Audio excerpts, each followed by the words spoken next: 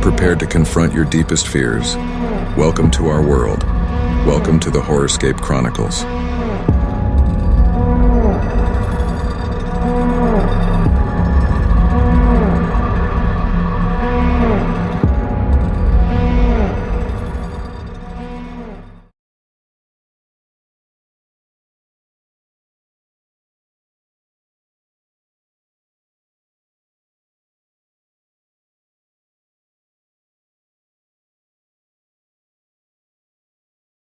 मुंबई, जो कभी नहीं सोने वाला शहर कहलाता है, अपनी तेज रफ्तार जिंदगी और लोकल ट्रेनों के लिए मशहूर है।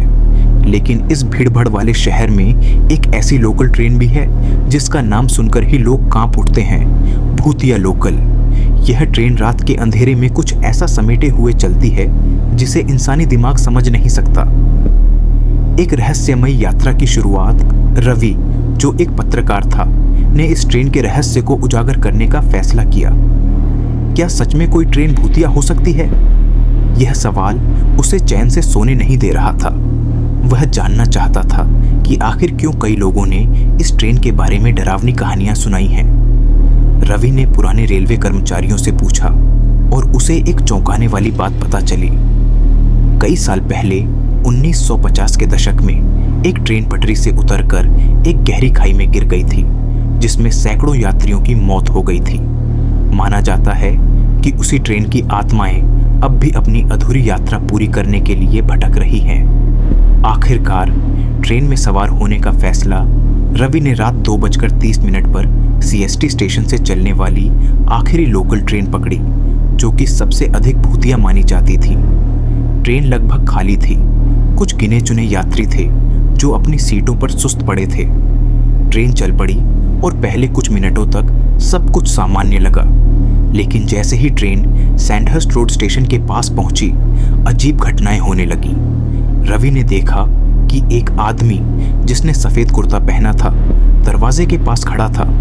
लेकिन ट्रेन के रुकते ही वह आदमी बिना किसी हलचल के गायब हो गया।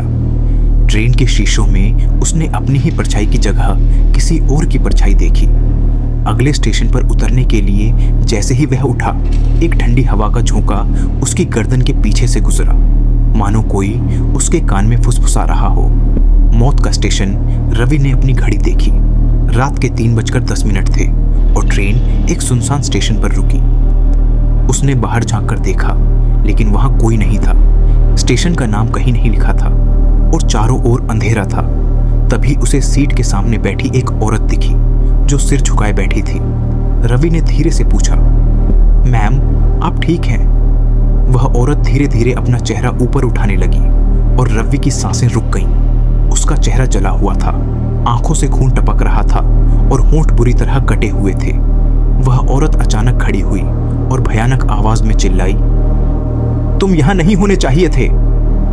रवि घबराकर सीट से उछल पड़ा और ट्रेन के गेट की तरफ भागा, लेकिन गेट बंद था, मानो कोई अदृश्य शक्ति उसे रोक रही थी। तभी ट्रेन के अंदर लगी लाइटें झपकने लगीं और ट्रेन की खिड़कियों से उसने देखा कि बाहर सैकड़ों अजीब साएं इधर उधर घूम रहे थे। अचानक ट्रेन गायब हो गई। किसी तरह ट्रेन ने अगला स्टेशन दादर पार किया और जैसे ही रवि ने अपनी आंखें बंद कर लीं, उसे लगा कि ट्रेन अचानक झटके से रुक गई। रवि ने हिम्मत जुटाकर बाहर देखा। वह अभी भी सीएसटी स्टेशन पर ही था। तो क्या वह कभी ट्रेन में चढ़ा ही नहीं था? उसकी घड़ी अभी भी रात के 2:30 बजा रही थी और चारों ओर लोग घूम रहे थे, मानो कुछ हुआ ही न हो। रवि घबराकर स्टेशन मास्टर के पास पहुंचा और अपनी पूरी कहानी सुनाई। स्टेशन मास्टर ने उसकी ओर देखा और धीरे से कहा, बेटा, वह ट्रेन पिछले 7 सालों से चल रही है, लेकिन उसमें जो चढ़ता है वह जिंदा वापस नहीं आता। तुम बच गए क्योंकि शायद तुम्हारी किस्मत अच्छी थी। रवि के हाथ पैर सुन्न पड़ गए। उसने आखिरी बार पीछे मुड़कर देखा और वहां प्लेटफॉर्म पर एक औरत खड़ी थी। वही भयानक चेहरा, जलती हुई आंखें और हल्की सी मुस्कान। आज भी चलती है वो ट्रेन।